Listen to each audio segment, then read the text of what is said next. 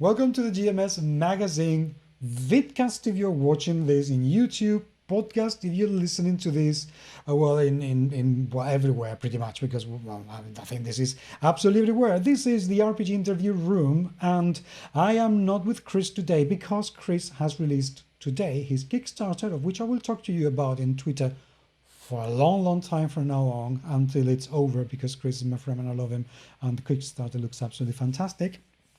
So I'm by myself, and because it's the RPG interview room, I have somebody to interview. That we've been trying to get this organized for, Cas, for how long? 3, 4 weeks? Several weeks, yeah, Yeah, 3, 4 weeks. yeah, which comes to show what a kind of muppet I actually am. That I need more practice organizing more interviews, because obviously 10 years of doing interviews ain't enough. So, Cas, welcome to the show. How you doing, mate? And that makes me nervous that you've been doing this for 10 years.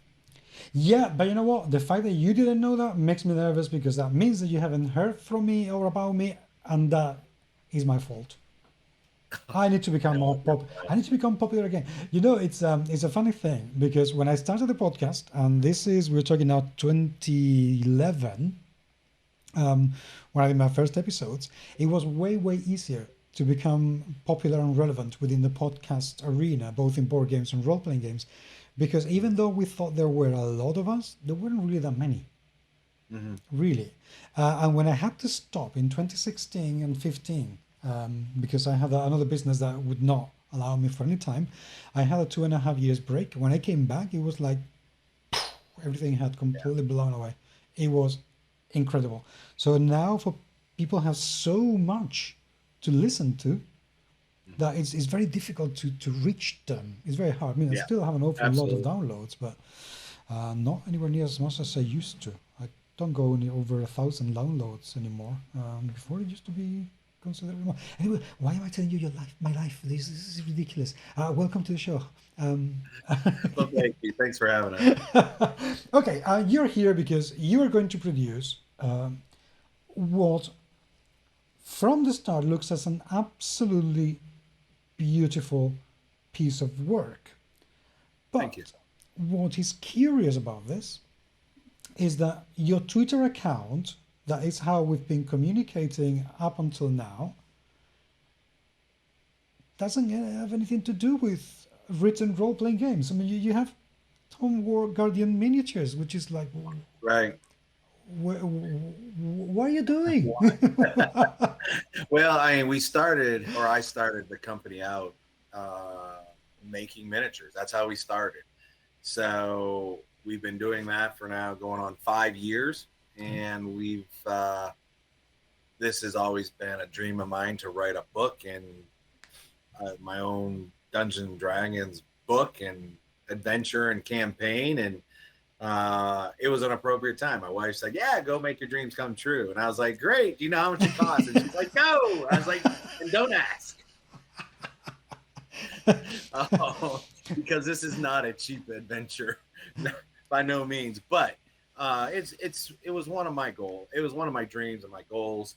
We put together a fantastic uh, bunch of writers and graphic arts and formatters and editors. And you can see by anybody that goes to the landing page and get the free first encounter, and that's free. All they have to do is give us your email, and they get the first encounter of the book for free, which is roughly, I think it's 35 pages, and that comes with the campaign, the stat cards, the maps, tokens that you can upload to use for on tabletop playing online. So, anyways, so it was a dream. So we started this process, or I started this process nearly a year and a half ago, starting to look for different writers, interviewing different writers uh, for what I wanted in the book. And there's a lot of writers out there, but I've been playing Dungeons and Dragons since the early 80s. I'm going to date myself here now, but since the early 80s. So my concept and you can see them in our miniature collection, is very much, I like the old style. I don't like the new genre of miniatures and the huge miniatures. I like the old style. And that's what I tried to relay in the miniatures, and not so much in the miniatures anymore, because we're talking about the book, which the book does have miniatures, of course, that you can get. But the book was that was the number one thing. I wanted to have the experience that if starting at a level 1 character, that's somebody that really doesn't have any experience playing, that they can just jump in and get a feel of how the game works and how it functions. And in the first encounter, you get a lot of that, because you get to do just basic communications with the party and interactions with the party and the DM. And one thing that we did nice about this particular book is we did something different. We did actor voiceovers throughout the entire book. So there's certain passages as you play that there's a QR code. All you have to do is click the QR code and it plays the passage. Well, what's nice about that, it gives you it sets the mood for the players. It gets the players an idea of what the characters or sound like, or if it's an item, it gives a description of the item. And for me, it's really cool, because we've got a lot of different actor voiceover people that are professionals, and they've done a fantastic job. And on top of that, well, I went one step further than that, and I also included campaign music. So we have our own composer who is he lives in England, and he composes all our music for us. So you can set the mood with the music, and then the actors set the mood with the characters. So as you're playing and as the DM is running the game, he doesn't have to read a passage out of the book. He just hits a QR code, or if he's doing it online, he just hits a button and it plays the recording. How did that idea come through? Because I looked at the PDF that you sent me, which we're going to that in a minute, because it looks absolutely lovely.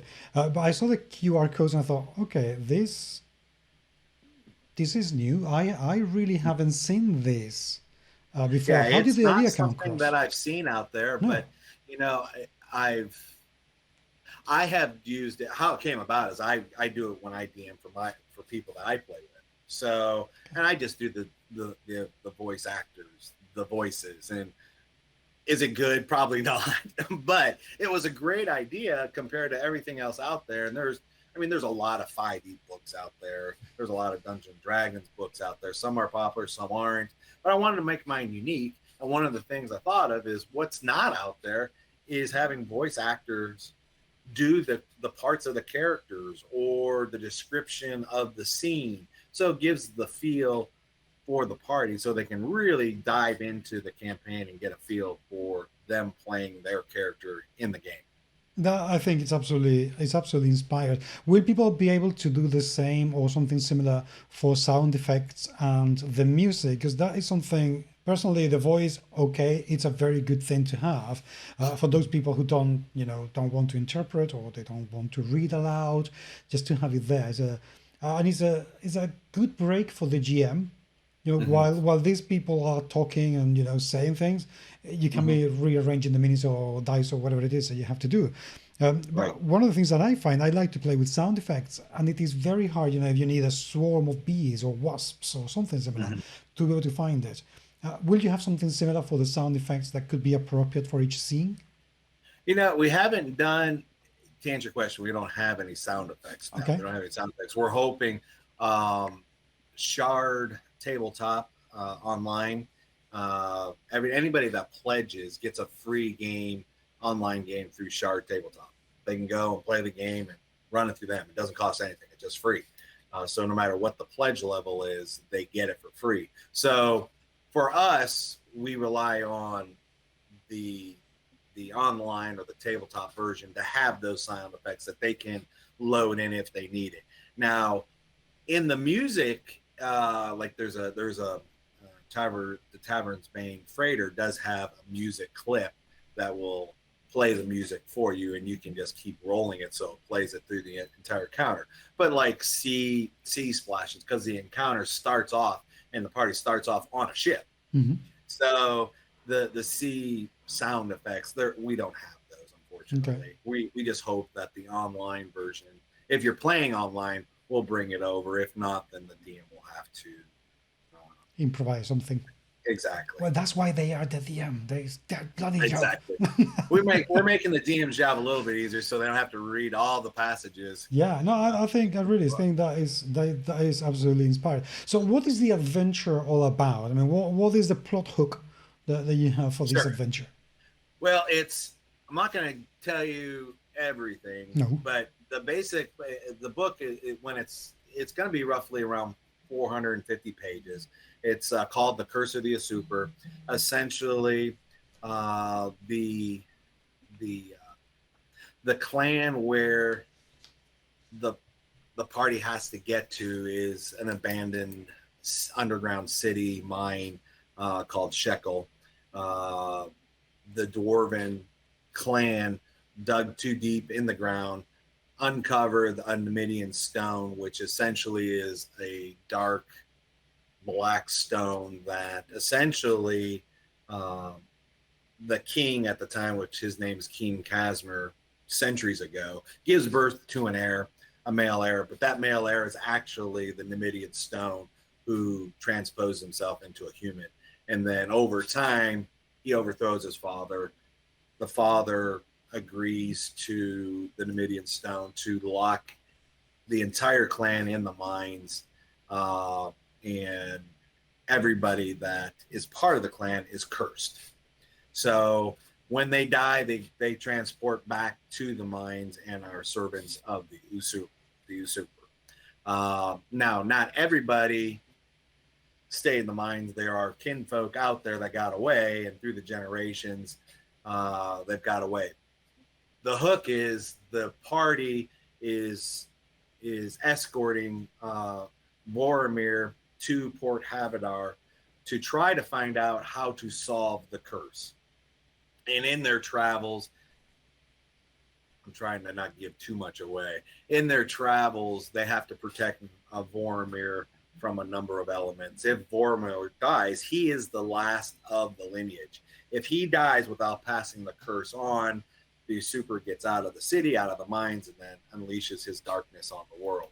So the party is trying to figure out how to stop the curse, how to kill the usurper. So they start at on the ship. They go to Port Havadar, which there's a whole bunch of low-level adventures and number of shopping. I mean, it's a full city. I mean, I think the entire city is around 80 to 90 pages. I mean, we just wrote everything about the city in full detail, and I mean, there's 28 different site locations for shops that people can go to and adventure in and campaigns. And there's a whole underground city where it's called Still Echo Prison, which is a stretch goal. Mm-hmm. Hopefully we'll hit, but it's a whole underground city that they can play in based upon being in a prison. The prison has an underground city. So it's pretty cool. Then they go from Port Havadar, then they go to my favorite part of the book, which is called Mornhaven, which is in the north. It is occupied by the vampires. Okay. In the north, the sun shines 6 months and is dark 6 months. But in our world, nobody's at war. There is a kind of an underlying truce that nobody fights as long as the other communities contribute to the vampires once a year. They're prisoners, so the vampires can eat during light. So those are prisoners for food for the vampires, so they have to provide the food, and if they do, there's no war, and vampires are happy because they're the most powerful faction out there, and they live in the north, and it's all gloom and glory. I mean, it's gloom and dull, and it's a place nobody wants to go, and it's a place I love because it's just dark and eerie and monsters and spirits and ghosts and all that fun stuff. So it's being written so when you say you have to go to Mornhaven, you get that, oh, I don't want to go there. But I love that. I love that. It sounds like you have an awful lot of lore for the world, because I was going to ask you in what world this is taking place, because obviously It's not the Forgotten Realms, even though it's a No, 5e product, but it's right. not in the Forgotten Realms. So I was going to ask you about the world. You've given us an idea about the lore.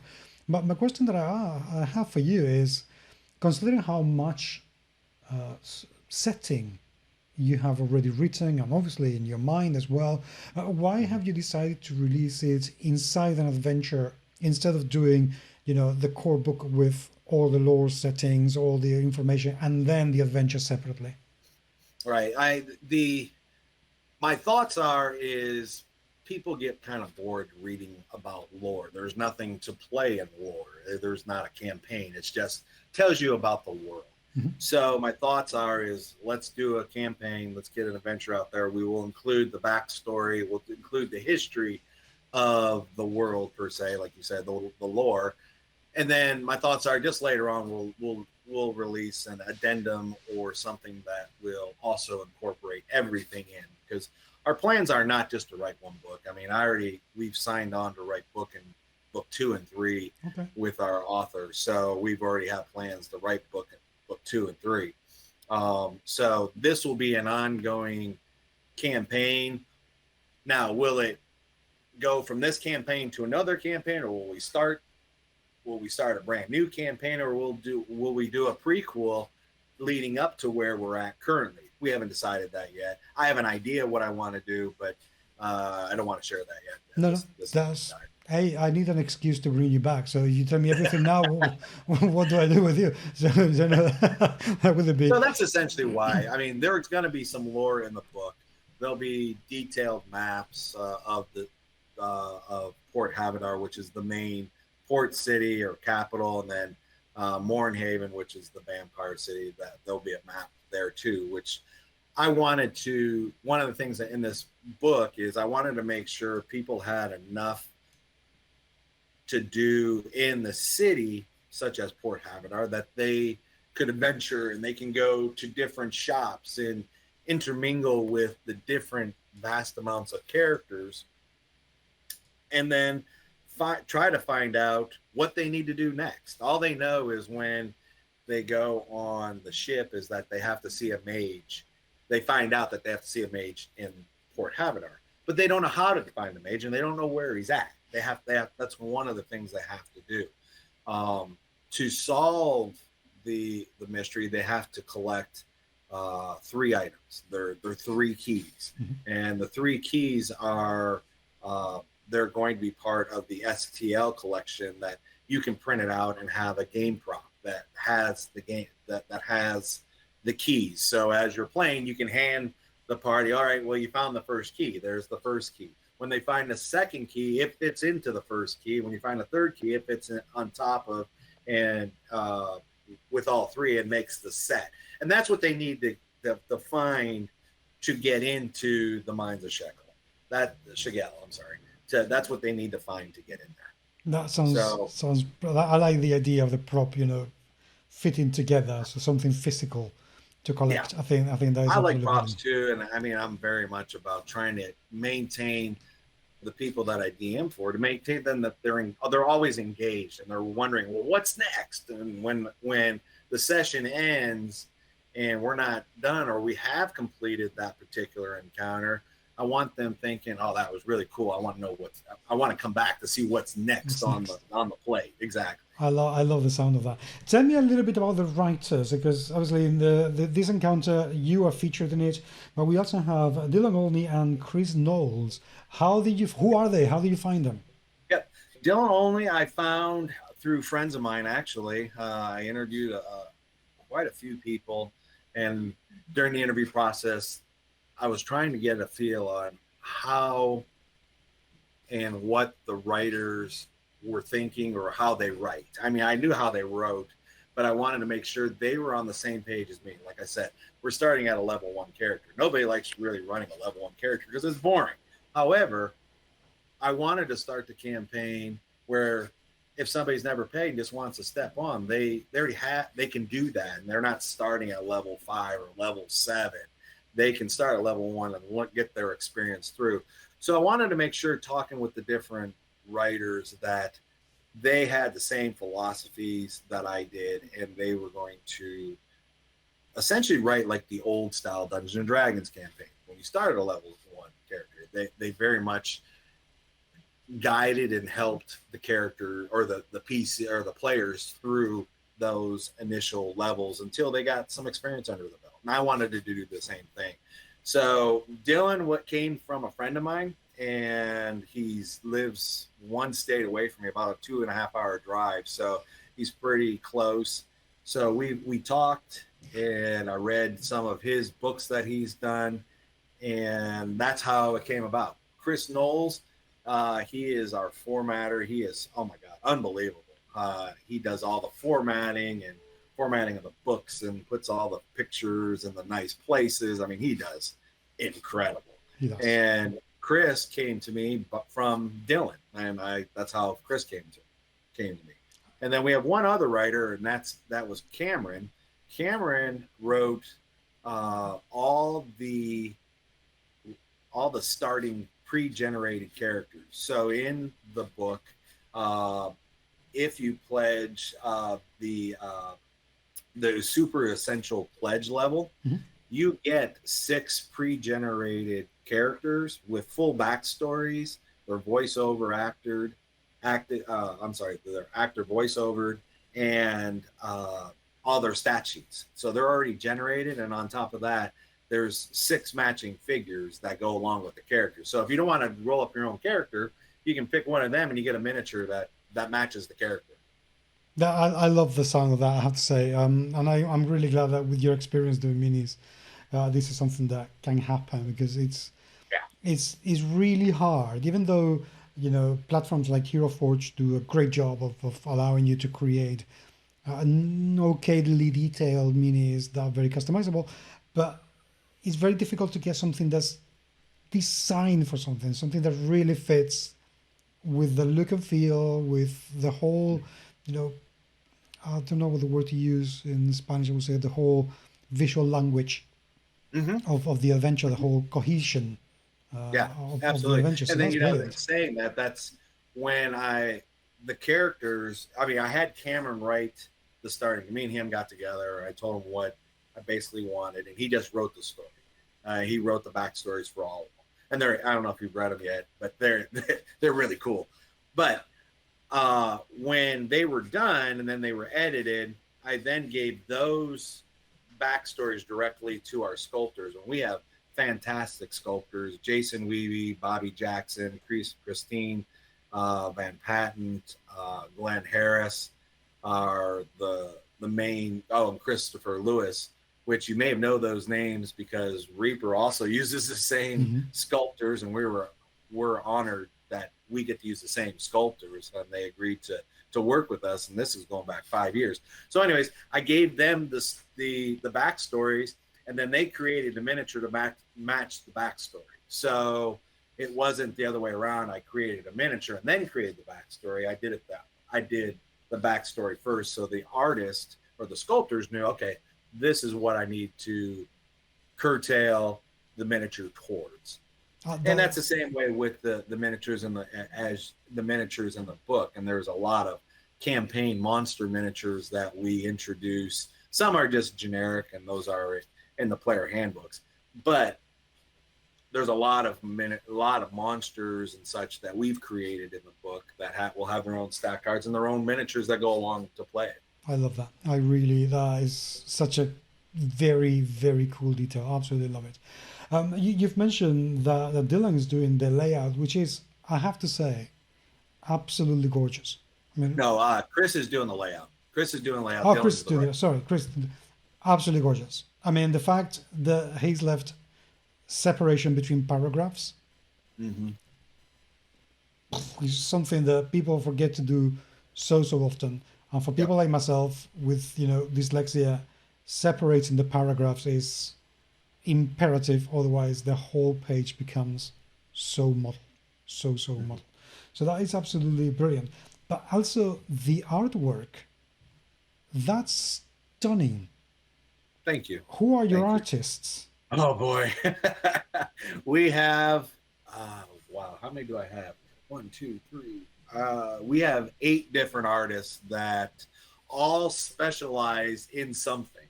Now that could be outside scenery, that could be inside rooms, that could be just portraits or just items. I have one artist just specializes in items, one specializes in portraits, and you can see some of those in the free download, which are just awesome. I mean, I am very fortunate.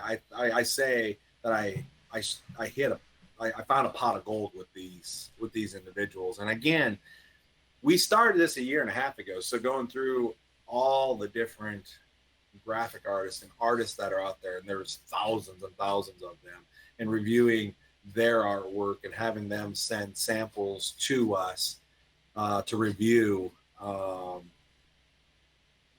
they're all over the world. I mean, I've got them. I have 4 that live in Brazil, 1 in Belgium. Our map maker lives in China. We have 1 in England. I've got 1, 2, 3 here in the States. So I mean, we've got them. They're all over the world. That's brilliant. And they all specialize in something, and they've done a fantastic job. They do. They do. I mean, I am very, very lucky to have them, especially. And I know you've reviewed the Travers Bane Freighter, which is just a small sample of the book, because I have the pictures, and I would love to be able to share them, of Port Havadar and all those pictures in there, and the people in there, and the portraits and stuff in there. Unfortunately, I can't, but they're just stunning, just absolutely stunning. Well, I mean, I'm looking, and I can't stop looking at this. On page 9, I believe it is. Yes, there is a picture of somebody who's about to harpoon some rainbow fish. Oh yeah, that is just mesmerizing. Yeah, that Bram did that. He lives. Bram has been with our company for essentially the start. So almost 5 years now, and it has been 5 years. So he's been with us from the start. And that portrait that you're talking about is the first mate Skur, is the one on the side holding the spear, trying to spear the rainbow snapper. But I gave him the description of what we needed. I gave him. He also did Bram did the cover, the Travers Bane Freighter, the picture of the ship. He did that. But anyways, I just told him what my idea was, and he came up with a concept. We changed it a little bit, and he did the rest. And it nailed it. Yeah, I think that is just so good. So good. Absolutely brilliant. Really love it. Okay, there are some questions I need to ask you regarding all the NPCs and everything. One of the things that I am very, very keen on, and obviously you've seen me in Twitter, is about inclusion and diversity. What steps have you taken to make sure that the NPCs that people are going to find and the situations that people are going to find do have some level of diversity? How have you gone about that? That's a good question.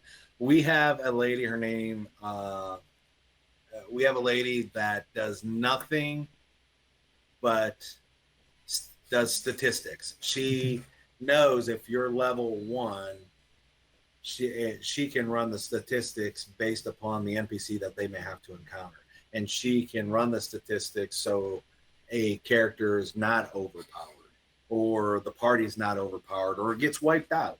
Now, in the Travers Bane, at the end, when you fight the boss at the end, there is that possibility, but there's a passage, and I don't want to give anything away for the people that are going to play it, but there's a passage there if something happens. But it's made so we make it so it's difficult, not impossible. Because nobody wants to play a game, or nobody wants to role play a game that wipes out the entire party. So we make it difficult, and we have role played this I don't know how many times, and she does all the numbers for us. And then of course we use the player handbook, and we modify the player handbook based upon the different monsters. And the first encounter, I think they'll meet some rats, and they meet the monster in the end. But that's really the only. Well, actually, now there's another part. There's another encounter too, but I don't want to give it away. But there's another encounter that they possibly have. But she made sure prior to us play testing it that all the numbers ran together and it wasn't overpowering. And sometimes we have to add to it, sometimes we take away. It just depends on what the character is or on where they're at. I mean, I love that from the point of view of balance and playability, even though I am the kind of people who don't give a monkeys about balance, because I'm going to run and direct the adventure depending on how much fun it is. But I was going more in the direction of how have you tackled the racial and gender diversity within the game itself, within the adventure? I got you. Yeah, so starting in the beginning when I started doing miniatures, and I wouldn't even be in this business if it wasn't for my wife. I mean, my wife is the one that encouraged me. She is not a gamer at all, like zero. She'll play maybe Monopoly or Life with the Kids, but yeah, I hate Monopoly. But she'll play those kind of games. She won't role play and she won't sit down and do the board games, just the fun family games she'll play with. So going back 5 years ago, there's a big convention here in Columbus that is called Origins. You may have heard of it. Origins, a huge convention. I've been going there for years. Over the years, I created my own rule system and I did my own dungeon crawl. And then that last year I was there and we had a huge showing. I ran it 3 times a day for 4 days and we had a huge showing. And my son came home, who's now 16, came home and told my wife, and she's like, Mom, we had so many people. And then my wife just turned to me and said, well, why don't you write your own rules? Why don't you, if it's so popular, why don't you write your own rules? And I was like, you know what? That's a great idea. And so I started. And so I started writing it, and I didn't realize how hard it is to write rules. And it is a monumental task to write rules. But as I was doing it, she said, well, do you have miniatures to match your rules? I was like, no, I just go out and buy whatever's out there. I buy from Reaper or WizKids or whomever's out there. I buy their miniatures. And she goes, well, why don't you create your own? And that's essentially how it started. And I was like, honey, do you know how much that cost? And she goes, well, if it's a dream of yours, just go ahead and do it. And that was in July. I had my first Kickstarter for miniatures in December of that year. And I released Dwarves because I love the Dwarven faction. And we failed because I set the pledge level at $25,000. It's one of those things you don't know until you know. And I didn't know. I shouldn't have said it that high. I should have said it at a low, even though we raised in the Kickstarter nearly $20,000. We didn't hit it. So we canceled it. I launched it on my own through the website. Most of those backers went to the website and bought the products, so never went. And since then, we've done 8 other successful Kickstarters.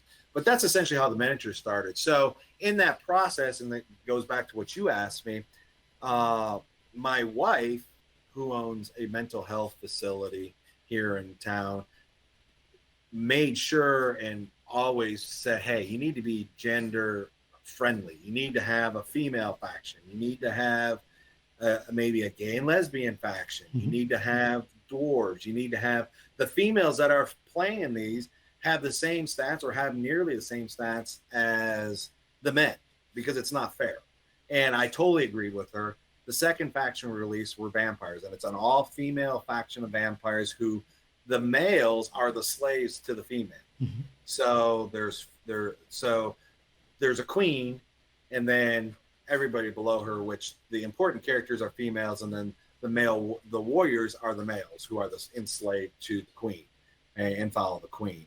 So we did that. Then we did, I don't know if you saw the Amazon faction, which is another female faction, but in that faction I went a little bit further with it. I made sure that every female had a different body size. Okay. Some are skinny, some are heavier. So because not every female in the world is 5'5", 110 pounds. It doesn't work that way. So we made sure, and on top of that, we also at that point made sure and we tried to incorporate the gay and lesbian faction with the characters. And you'll see that as you look at the human characters and some of the other characters in our collection, to make sure we try to incorporate everybody. Mm-hmm. It's not one thing I found out playing Dungeons and Dragons over the years. It's not just men who play it. No, it's females play it. Gay and lesbians play it. Everybody plays it, and we wanted to incorporate that into the game. Mm-hmm. So, and I've done the same thing with Curse of the Super. The 6 starting characters, the first 2 of the 6 are females. There are 4 stretch goals, and 2 of those stretch goals are females. So we wanted to make sure that we included pretty much everybody. I like the sound of that. Okay, tell me about the campaign itself. Firstly, I believe you mentioned it launches on September 13th. Correct. We launch on September 13th. It's for 30 days. We'll launch, I believe it's set for 11 o'clock Eastern Standard Time, which I think that's 7 hours ahead or behind you. Yeah. Behind you. But it's 11 o'clock Eastern Standard Time on the 13th. We launched the campaign. Okay. You've gone for $50,000. Correct. That sounds quite high. How easy do you think it's going to be to hit that goal? Well, I mean, I like to say that it's not going to be hard at all. I mean, it's the number we set is the number that we need to cover our expenses for writing the book. Okay. That is expenses for writing the book, not included all the manufacturing costs that will come out of it. So we're fine. We'll be fine if we hit that 50,000 mark. I don't see an issue. We have a lot of people reviewing the book and the campaign, such as yourselves, that hopefully will help. Fingers crossed indeed, because I really would love to see this actually happening more than once. So fingers crossed on that. How much are going to be the pledge levels? The pledge levels, I mean, there are, what are they? Let's see. They start at $39. I don't know. Did you get the link I sent you? Yep. There's 1, 2, 3, 4. There's 6 different pledge levels. So they're priced at the beginning. It's $39, and then it's just you get a one PDF version of the book. Mm-hmm. But on top of that, you also get the Shard tabletop free game version, which is a $50 retail value. So in actuality, you're actually making $11 per se, because you don't have to pay the $50 fee through Shard tabletop. So that's the first one. You get the PDF version and the Shard tabletop version of the game. Then it goes to the $88 pledge level, which you get both the PDF version and a hardback copy of the version Mm-hmm. of the book, and then the Shard tabletop online game. You want me to go through each level? Well, I'm just thinking more than, because people are going to be able to take a look at those. I mean, there's another one for nearly 120, 152. So there are enough pledges for people who want to spend however much they actually want.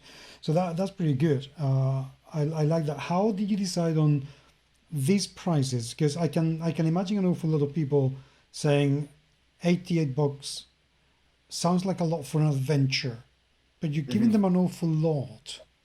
Yeah, they're getting, I mean, in the book, it's just not a book. That's one thing I try to, when you preview the campaign, it's not just a book you're getting. You're getting more than just a book. You're getting professional actor voiceover throughout the book. You're getting campaign music, which we're not charging for. It's included in the book. I mean, yes, I could have separated it out, as an add-ons, made it look a little bit cheaper, but it takes away what I wanted to do. And I'd rather let everybody have that enjoyment than a few. So if there's somebody or people out there that's like, oh, I really can't afford the $100, but you know what? I can afford the PDF version. You're going to get the PDF version. You're going to get all that. You're going to get the actor voiceover. You're going to get the campaign music. You're going to get the game online for free.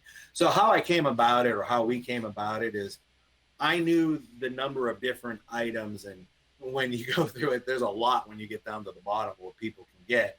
I knew what I wanted to provide. I knew that when we launched the game, I didn't want somebody to come out there and say, I really wish you had this as an online game, or I really wish you had miniatures, or I really wish you had actor voiceover, or pre-generated characters, or STL files. I mean, it's all in there. I mean, I tried to cover every base so it would offer each individual something else. And if somebody pledges the say just the PDF file, and they want to purchase the STL files to print on their own dungeon, their own dungeon tiles, they can do that. They can add that on as an add-on. So you can add anything on. But I try, and that's essentially, we broke it down to each pledge level. We knew what the corresponding fee was, or what they cost, and that's how we came up with the price. I mean, by far, we're not making gobs of money on this, because the book, like I said, it's not, and that's what's another thing that's different. A lot of the books that come out are between 200 to 300 pages. This is it's going to be between 400 to 500 pages when it's said and done, on top of the game, or on top of the maps and the stat cards. And that's the other thing. We have individual stat cards that people can get. We have the game maps that people can get, which are the vinyl game maps that if you're playing, you don't have to use dry eraser markers. Actual game maps of the map that you're playing on. That sounds really good. I mean, I'm taking a look at the pledge levels, and I have to say, considering how much, music, voice acting, so on and so forth that you're doing there, it's actually not bad at all. Now, the one thing I'm not seeing an awful lot of is shipping. That's how the are you one handling part. that?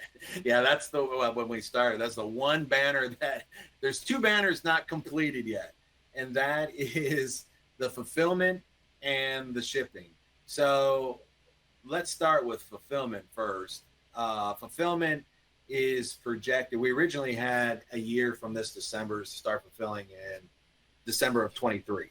Okay. However, because of COVID and the issues in China, and with shipping all over the world, and talking to different container companies, we had to push it back another 3 to 4 months because of the delay of cargo ships and shipping containers, and traversing essentially the world. So fulfillment's going to come out. We're going to fulfill in a number of places. One will be in England, for all our European clients and Great Britain clients, and those will all be VAT friendly. So you'll pay the VAT up front, and so when the box comes to you, there is no cost that you're going to have to pay. So you're going to pay it all up front.